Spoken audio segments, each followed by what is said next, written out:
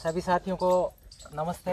नमस्कार। आज के इस विशेष वीडियो के अंदर हम बात करेंगे वर्तमान में जो शिक्षा व्यवस्था के अंदर जो नए नए परिवर्तन हो रहे हैं, जो आप देखते जा रहे हैं कि किस प्रकार से समाज का और शिक्षक का इस व्यवस्था से कई जगह बहुत अच्छा लगाव हो रहा है, कई जगह इस लगाव के अंदर बहुत सारे बिखराव भी हैं। तो इन सारे मुद्दों को लेके हम बात करना चाहेंगे। तो हमारे इस विशेष कार्यक्रम में सहयोग देने के लिए साथी दिनेश कुमार जी अध्यापक पद पर कार्यरत हैं और हमारे बीच में शिक्षाविद डॉक्टर ओम प्रकाश जी, इनको हमने विशेष इस कार्यक्रम के लिए तैयार किया है ताकि इनके अनुभव ये बहुत लंबे समय तक शिक्षा के अंदर अनेक पदों पे रहे हैं। प्राध्यापक हिंदी के पद पर, उसके बाद में लंबे समय तक प्रशासनिक सेवा में प्रधानाचार्य के पद पर इन्होंने सेवाएं दी हैं। तो ये हमारे बीच में उपस्थित हैं। तो हम इस कार्यक्रम में इनका स्वागत अभिनंदन और इनसे हम चर्चा करेंगे कि जो भी पुराने दौर में और वर्तमान दौर के अंदर शिक्षा के अंदर जो बदलाव आए हैं और इन्होंने उन बदलावों के अंदर जो चीज़ें महसूस की हैं उनके ऊपर सारी चीज़ें बात करेंगे। तो मैं चाहूँगा कि साथी दिनेश कुमार जी जो भी सवाल हैं इनसे जुड़े हुए वो चर्चा के अंदर रखें और आपके भी कोई सजेशन है तो वो कमेंट बॉक्स में डाल दें ताकि हम उनके ऊपर भी कोई सुझाव जो है अलग से वीडियो बना के डाल दें। हाँ, अलग से वीडियो बना के डालते रहेंगे। तो सभी का नमस्कार। आज का जो हमारा विषय है वो है शिक्षक दिवस के संदर्भ में कि शिक्षक की क्या मर्यादाएं हैं, उनके ऊपर क्या उनमें बदलाव हुए हैं समय के साथ, कैसे वो गुरु से शिक्षक हो गए हैं, टीचर हो गए हैं, इन सभी बातों पे मैं चर्चा करूंगा। तो सबसे पहले मैं बात करूंगा डॉक्टर साहब से कि वर्तमान शिक्षा में शिक्षक की क्या भूमिका है जिससे कि बच्चे अपना सर्वांगीण विकास कर सकें।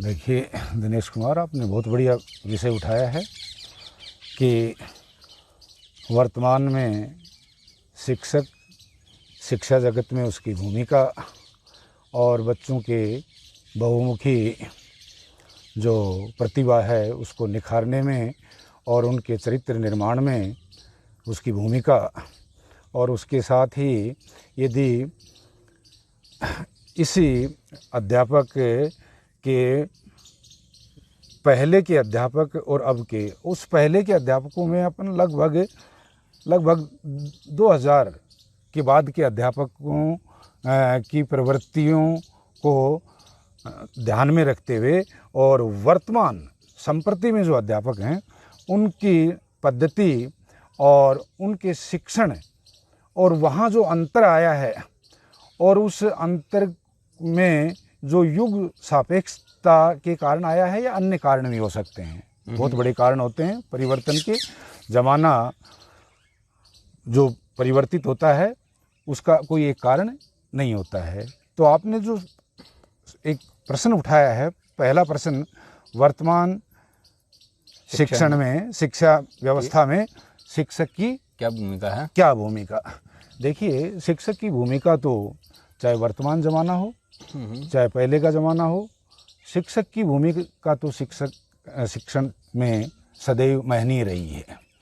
हाँ, ये अवश्य है कि ज़माने के अनुसार वह उन ज़माने के तथ्यों को, ज़माने की सच्चाइयों को स्वीकार करते हुए यदि शिक्षण करवाता है बालकों का, तो उनकी अंतर्निहित जो शक्तियां हैं वो बाहर निकल के और युग सापेक्ष हो जाती हैं और उस युग की समस्याओं को बालक फेस करने के लिए या मुकाबला करने के लिए बड़ा सक्षम सिद्ध होता है और अच्छे नागरिक के रूप में वह एक अच्छा व्यक्ति बनता है।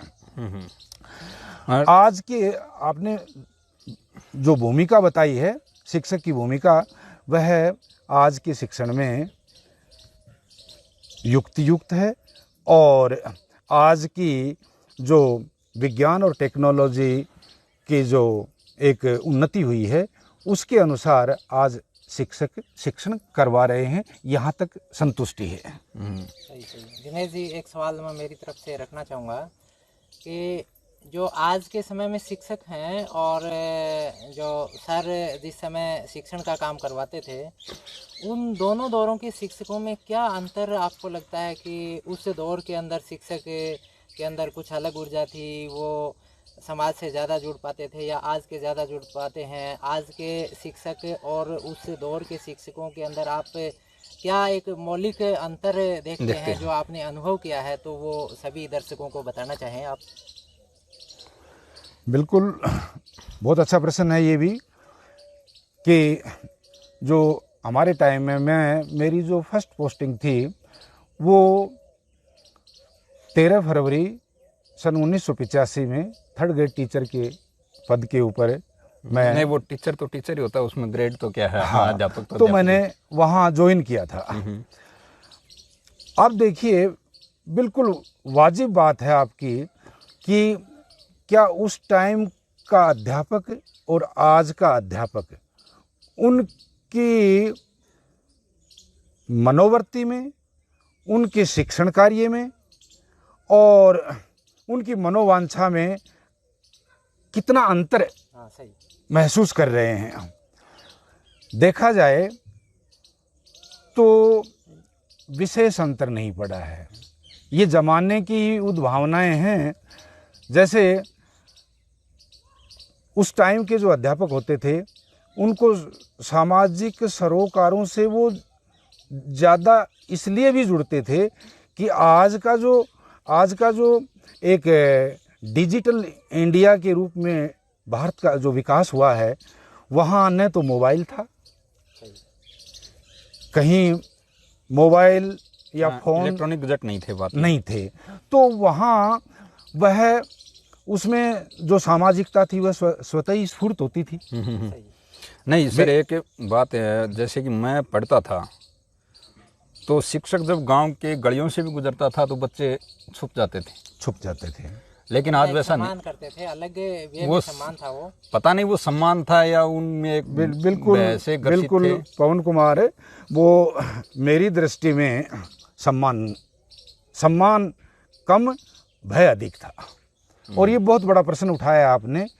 यदि शिक्षण में वो उस टाइम में ऐसी बात नहीं है कि वो सभी बहादुर थे, उनमें कुछ विद्यार्थी श्रद्धा और एक कि गुरुजन आ रहे हैं तो उसके कारण भी वो अलग विलग हो जाया करते थे।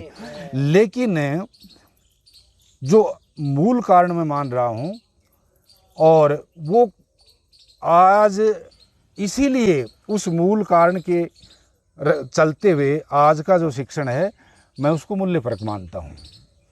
यानी आज का शिक्षण मूल्यपरक है, क्योंकि आज बालक में भय नहीं भरा जाता है। आज गुरुजनों को जो ट्रेनिंग दी जाती है, जो प्रशिक्षण दिया जाता है, प्रशिक्षण काल में भी उन्हें बालक का जो एक मनोविज्ञान है, उस मनोविज्ञान में झांक कर उसके व्यक्तित्व विकास की बातें होती हैं, न कि उसे भयातुर करने की बातें। और शारीरिक दंड तो प्राय आप देखते हो कि बंद हो चुका है। और ये मैं एक इस प्रश्न के ऊपर एक अपनी मौलिक उद्भावना व्यक्त कर दूं।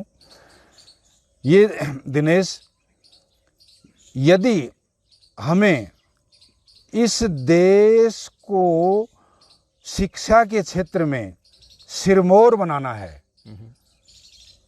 तो शिक्षण में से भय को दूर करना होगा।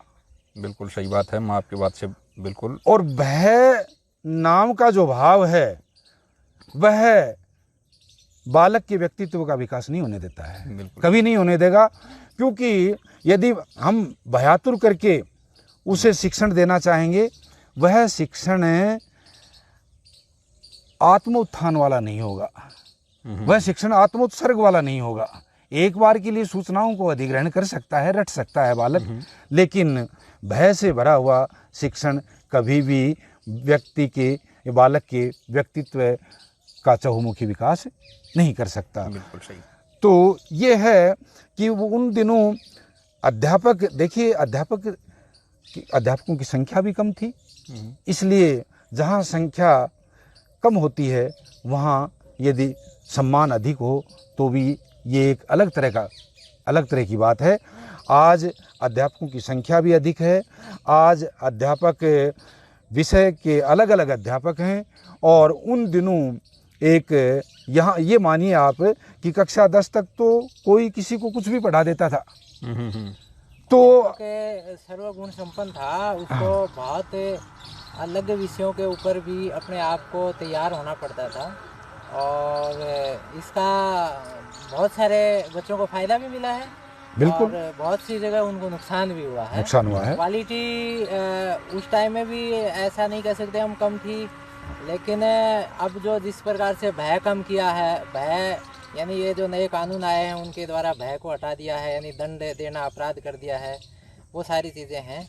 तो ये जो बात आई है, आपने बताया कि शिक्षक कम थे और अब शिक्षक ज़्यादा हो गए, तो जैसे बहुत बार ये महसूस किया जाता है कि वो कम शिक्षक अधिक बच्चों पे अपना जो प्रभाव है वो बेहतर रख पाते थे, और अब अधिक शिक्षक हैं, बच्चे जैसे उनके कंपेयर में जैसे औसत कर दिया 40:1 का, 30:1 का, ऐसे जो आजकल औसत रेशियो आ गए, पहले कोई औसत नहीं था। एक शिक्षक के अंडर में 200 से 300 बच्चे भी करते थे, और वो जो टेक्निक थी वो इस प्रकार से थी कि सारे बच्चों को सेटिस्फाई कर देती थी। 2-2, 3-3 टीचर जो होते थे 300-400 बच्चों को भी, और लेकिन आज के टीचर नहीं कर पाते हैं।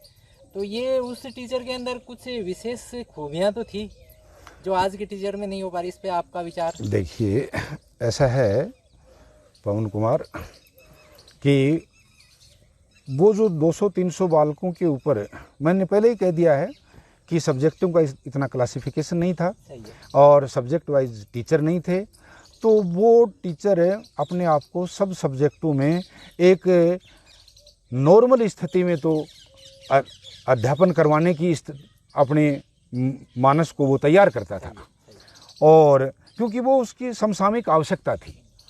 आज देखा जाए तो आज के टीचर भी ऐसा नहीं है कि याद करने के काबिल नहीं है। आज के अध्यापक भी, कुछ अध्यापक ऐसे हैं कि जो अपने पैसे से पूरी ईमानदारी बरतते हैं, और मेरा तो कहना दिनेश ये है कि एक अध्यापक यदि अपने पैसे से ईमानदारी बरते तो कोई मजाल नहीं कि उस राष्ट्र को कोई उन्नति करने से रोक दे। बिल्कुल सही बात है आपकी। यानी कि तो ये हमें आत्म मंथन करना पड़ेगा कि एक अध्यापक विद्यालयों में जाएं और वो एक स्वतः ही ऐच्छिक अनुशासन पैदा करें वहाँ। मैं तो यहाँ तक भी कहूँगा मेरे अनुभव से कि एक अध्यापक यदि विद्यालय में जो ही प्रविष्ट करता है तो उसकी घरेलू जो मानसिकता है उसको परित्याग कर देना चाहिए, और वहाँ सिर्फ और सिर्फ शिक्षण की ही बातें होनी चाहिए। और ये प्रवृत्ति संस्था प्रधान से लेकर सहायक कर्मचारी तक, और फिर धीरे धीरे कक्षा पहली से लेकर यदि सीनियर स्कूल है तो सीनियर स्कूल तक, और कॉलेज है तो उस बड़ी क्लास तक ये प्रवृत्ति बालकों में भी पैदा की जाए, और प्रार्थना स्थल पर ये उन्हें निर्देशित किया जाए और ये नसीहत दी जाए कि हम यदि यहाँ विद्यालय में बात करेंगे तो कुछ अनिवार्य और बहुत लाजमी बातों को छोड़कर हम शिक्षण की ही बात करेंगे, अन्य उलूल जुलूल और बिना सिर पैर की बातें नहीं करेंगे, जिससे एक सुंदर शिक्षण का वातावरण निर्मित हो। और ये अध्यापकों को सोचना पड़ेगा, क्योंकि मैं ये बात इसलिए कह रहा हूँ कि मैंने मेरे जीवन में अनुभूत किया है कि जिस विद्यालय स्टाफ में ये घरेलू मानसिकता की बातें या फिर क्षेत्र की बातें या फिर घर की बातें होना शुरू हो जाती हैं, तो वहाँ शिक्षण का जो वातावरण है वह बाधित होता है। और विद्यालय में तो दो ही बातें हैं, प्रेरणा और वातावरण। एक तो सर बीच में बात मेरे दिमाग में आई है कि एक बीच में संक्रमण काल आया है, उससे पहले का विद्यालय का जो वातावरण था बहुत सुंदर था, बहुत सारे बच्चे आते थे। अब भी वही स्थिति आ गई है कि बच्चे आने स्टार्ट हो गए हैं सरकारी विद्यालयों में। बीच में एक संक्रमण काल आया था कि बच्चों को समाज में हे दृष्टि से देखा जाने लगा था, उसका क्या कारण हो सकता है? बिल्कुल, बहुत बड़ा प्रश्न उठाया है आपने, और ये शिक्षण से भी हटकर आपने युग संदर्भ की बात उठाई है। देखिए, जब देश आज़ाद हुआ पवन कुमार, उस वक्त एक ललक थी कि हम बिना शिक्षा के पिछड़े हैं विश्व में। विश्व में यदि हम गुलाम हुए हैं तो बिना शिक्षा के हुए हैं। हमारे पास वो शिक्षण नहीं था जो अन्य यूरोपीय देशों के पास था, और उसकी तुलना में हम हीन और कमतर माने गए। और जो ही देश आज़ाद हुआ तो सरकारी स्कूलों एक लार्ज स्केल पर खोली गई, और धीरे धीरे सरकारी स्कूलों के प्रति, विद्यालयों के प्रति मोह बढ़ा और खूब प्रवेश हुए। और यहाँ तक कि जो दीनहीन और जो जातियाँ, गरीब और दलित जातियाँ थी, उन बालकों में भी और उन गार्जियंस में भी एक जोश था। धीरे धीरे देखिए, ज़माना मैंने पहले ही कह दिया है कि ज़माना किसी को पूछकर आगे नहीं बढ़ता है, उसकी अपनी रवानगी होती है। ज़माने के हिसाब से जब 40 और 50 साल हो गए तो एक प्रतियोगिता पैदा हुई, और कुछ युवक जो न तो नौकरी पकड़ पा रहे थे, उनके पास आर्थिक संसाधन तो खूब थे, उन्होंने इस अर्थ को शिक्षा जगत में लगाकर, और इसे एक तरह से देखा जाए तो एक तिजारत सी बना दी, मैं तो ये कहूँगा। लेकिन उसे तिजारत भी नहीं कहा जा सकता, क्योंकि कुछ बड़े बड़े संस्थान जो हैं, जो प्राइवेट संस्थान हैं शिक्षण के, उनसे निकले हुए बालक वैज्ञानिक तक भी बने हैं। ऐसा नहीं है कि प्राइवेट सभी संस्थान अच्छे नहीं होते। मैं ये नहीं कह रहा हूँ कि प्राइवेट संस्थान अच्छे नहीं थे, ये प्राइवेट अच्छे हैं। हाँ, ये आपका प्रश्न है। ये प्राइवेट विद्यालय के कारण ही एक संक्रमण काल आया था। अच्छा, प्राइवेट संस्थाएं जो जगह जगह खुल गई थी, और जगह जगह खुलने के कारण वहाँ जो एक बालकों में और अभिभावकों में एक बात अंदर में घर कर गई थी कि भाई ये बालक जो प्राइवेट में पढ़ता है, बेल्ट वेल्ट लगा के और डैडी मम्मी पापा बोलता है, और सरकारी स्कूल में जाने वाला बालक इस तरह से अंग्रेजी भी नहीं बोलता है, और इतना वह यूनिफॉर्म में भी फॉरफिट नहीं है। तो ये सब बातें एक आकर्षण का कारण बनी, जबकि गली गली में निजी विद्यालय खुल गए थे। आपकी बात से मैं सहमत हूँ, लेकिन ये गलती शायद शिक्षक समुदाय से हुई होगी कि वो निजी विद्यालयों की शिक्षण व्यवस्था और सरकारी विद्यालयों की शिक्षण व्यवस्था की वास्तविकता को समाज तक नहीं रख पाया। बिल्कुल, इस वजह से लोगों को निजी शिक्षण संस्थाओं ने आकर्षित किया, जबकि सरकारी शिक्षण संस्थाओं में बेहतर व्यवस्था थी, लेकिन उसका प्रचार प्रसार शायद उतना बेहतर नहीं हुआ। ये शायद हो सकता है कि एक सिस्टम के जो प्रशासनिक ढांचा था उसके अंदर कुछ खामियां लगती हैं, जिस वजह से सरकारी विद्यालयों का प्रचार प्रसार है वो बेहतर नहीं हो पाया। और आप तो एक प्रशासक के पद पे, प्रिंसिपल के पद पे रहे हैं, तो आप इन चीज़ों को बारीकी से समझे भी होंगे, देखा भी होगा। बिल्कुल आपने जो बात कही है वो बिल्कुल ही मैं उसमें प्लस कर दूं, और ये बिल्कुल आपकी बात तथ्यात्मक है कि जो अध्यापकों में अवश्य ही, मैंने पहले कह दिया, अपना जो कर्म था, अध्यापन का जो पुनीत कर्म था, उससे अवश्य हटे हैं, तभी ये मोह भंग हुआ है। और फिर जमाने का भी अपना फैज था, जमाने की भी अपनी आवश्यकता थी, और सरकारी विद्यालयों में कार्यरत अध्यापकों में भी कमी बेसी आई, अवश्य ही अपने जो कर्तव्य है उसके प्रति शिथिलता आई उनमें। और सरकार भी, ये एजेंसी होती है, बालक है, अभिभावक है, विद्यालय है, सरकार है, ये 4-5 एजेंसियां मिलकर और शिक्षण को आगे बढ़ाते हैं। तो उसमें सरकार ने भी अपना थोड़ा पल्ला झाड़ने का प्रयास किया है। मैं मानता हूँ इस बात को कि भाई जब क्योंकि शिक्षण कार्य एक ऐच्छिक सेवा है जिसमें प्रतिफल तो सरकार के लिए कुछ नहीं है, उसे देना ही देना पड़ता है। इसलिए सरकार की भी कहीं न कहीं मनोवृत्ति थोड़ी सी इसमें दुर्बल रही है कि चलो सरकारी गैर सरकारी विद्यालय खुल जाते हैं तो इसमें अपने को कोई हर्ज नहीं है। बहुत बहुत बढ़िया। अंत में एक सवाल और करना चाहूँगा मैं। आज के समय में राजनीति से कोई भी व्यक्ति मतलब अछूता नहीं है, सभी राजनीति से जुड़े हुए हैं, तो समाज का हिस्सा है शिक्षक।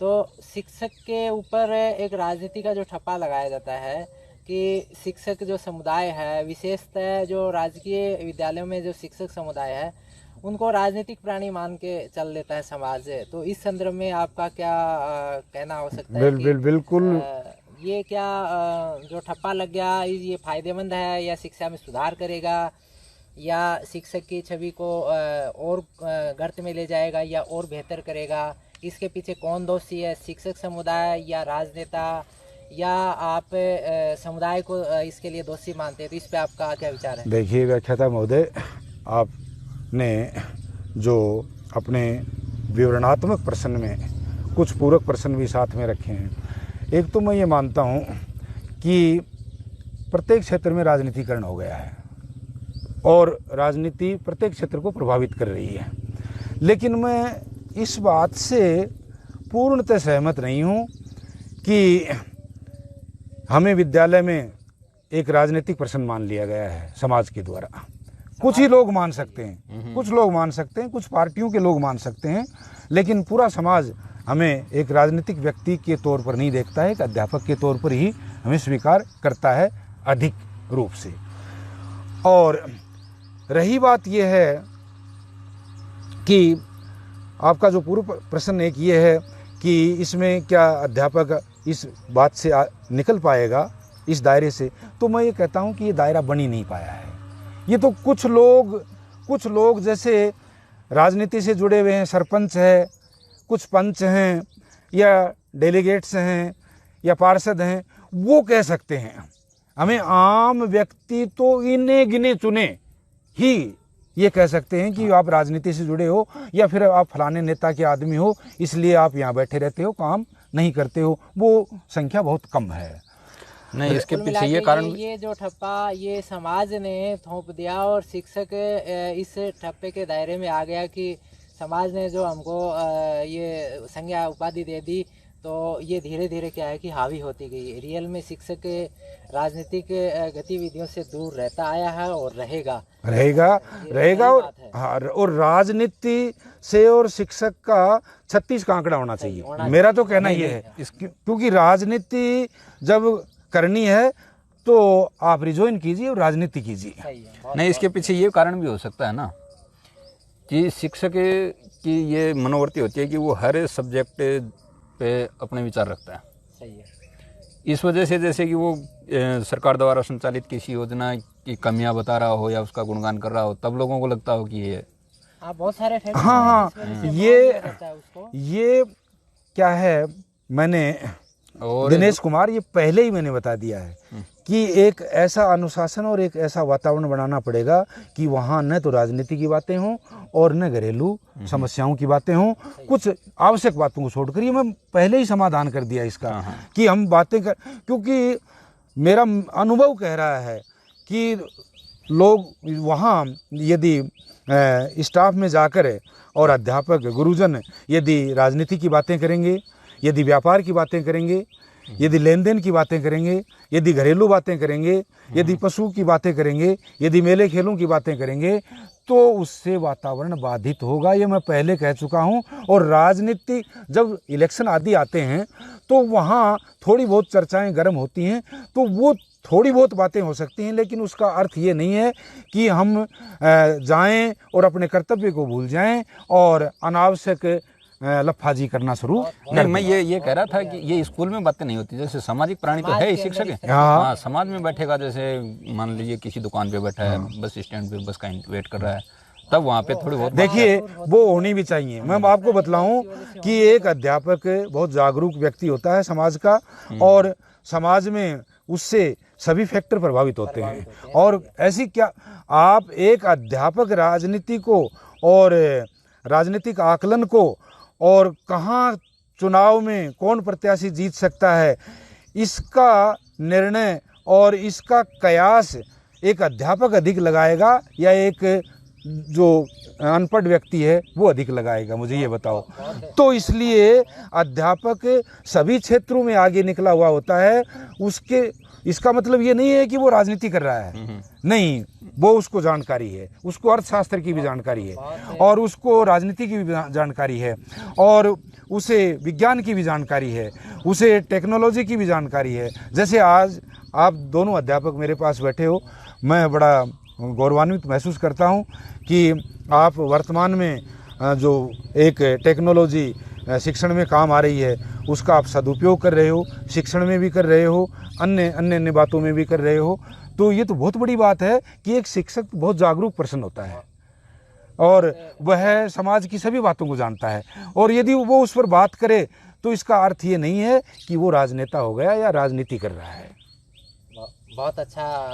और दिनेश जी अगर चाहें तो कोई सवाल ये है? चर्चा बहुत ही सार्थक रही। सर, मैं आपसे एक रिक्वेस्ट करूँगा, यदि आपके जीवन में कोई ऐसे संस्मरण हो जो आप दर्शकों के साथ शेयर करना चाहते हो आपके विद्यालय जीवन में। देखिए, मैं तो ये कहता हूँ कि मेरा सबसे बड़ा अनुभव जो मैं उसको वो आज भी ज्वलंत है। किसी भी बालक को किसी भी अध्यापक के द्वारा किसी भी रूप में जलील नहीं किया जाए, निरादरित नहीं किया जाए। और हमारे देश में उसे निरादरित करने के बहुत से आयाम खुले हुए हैं। मैं तो यहाँ तक मानता हूँ कि हमारे देश में जो ऊंची नीची जातियाँ बनाई हुई हैं, यदि किसी बालक को जाति के नाम से संबोधित कर दोगे तो क्या पता गुरुजन तो उस बात को भूल जाए, लेकिन वह बालक ताउम्र उस बात को नहीं भूल पाएगा कि ये गुरुजी ने मेरे को जाति के नाम से प्रताड़ित किया था, या मुझे धर्म के नाम से प्रताड़ित किया था, या मुझे रंग रूप के कारण प्रताड़ित किया था, या मेरी नाक नक्श अच्छा नहीं है इसलिए प्रताड़ित किया था। उस बालक की वो ग्रंथि बन जाएगी और वह हीन भावना उसके व्यक्तित्व को एक तरह से कुंद तो नहीं करेगी लेकिन कचोटती रहेगी और सुई की तरह चुभती रहेगी। इसलिए मेरा सबसे बड़ा अनुभव यह है कि किसी भी विद्यार्थी को आप हीन भावना के गार्त और गड्ढे में न डालें। उसे हो सके तो उसे प्रोत्साहित करें, हो सके तो उसको उत्फुल्लित करें और उसमें जो संभावनाएं हैं उनकी तलाश करें और जो फूल खिलने चाहिए उस बालक के जीवन में वो फूल खिलें, ऐसा सायास प्रयास करें जिससे वह बालक कभी हीन भावना में नहीं आए। मेरा सबसे बड़ा अनुभव यह है कि मैंने मेरे स्टाफ के साथियों को भी हमेशा यही बात कही है और जब मैं प्रधानाचार्य के पद पर था तो भी मैं मेरे गुरुजनों को यही बात कह के और उन्हें नसीहत देता था कि कोई भी बालक आपके द्वारा इस रूप में प्रताड़ित नहीं हो कि वह हीन भावना महसूस कर जाए, वह कमतरी का भाव महसूस कर जाए। ऐसा ये मेरा अनुभव है और ये मैं हमेशा शेयर करता रहता हूँ अब भी। बहुत बहुत धन्यवाद। ओके, धन्यवाद। आपने समय दिया सभी के लिए। बिल्कुल बिल्कुल। आपने जो भी शिक्षा से जुड़े हुए सवाल थे उनके ऊपर अपने सटीक जवाब दिए और पुनः सभी का शुक्रिया, धन्यवाद। आपका कोई भी इससे रिलेटेड सुझाव है तो आप कमेंट बॉक्स में डाल दें और फिर हम किसी नई वीडियो के साथ वापस मिलेंगे और हमारे चैनल को सब्सक्राइब कर लें और पसंद आए तो सभी को शेयर करें, लाइक करें। धन्यवाद। ओके।